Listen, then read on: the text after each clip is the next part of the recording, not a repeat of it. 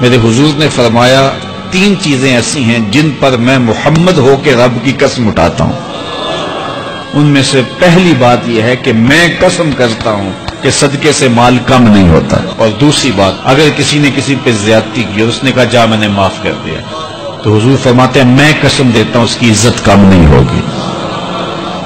ہو سکتا ہے کوئی شریک کہہ دے اور ڈر دے معاف کرتا ہی، کہا وہ کہہ دے، لیکن میں محمد قسم دیتا ہوں کہ عزت کم نہیں ہوگی، میں رب سے عزت لے کے دوں گا اس سے۔ اللہ اکبر۔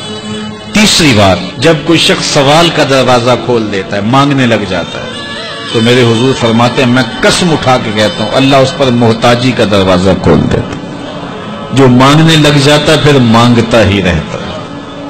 ہم نے دیکھا کچھ لوگ بچپن سے مانگتے ہیں، بڑھاپے تک مانگتے رہتے ہیں، ان کی کبھی ضرورت پوری نہیں ہوئی۔ یہ قرض مانگنے کی عادت جس کو پڑ جائے تو وہ بھی ساری زندگی قرض ہی مانگتا رہتا ہے، ہر وقت مقروض۔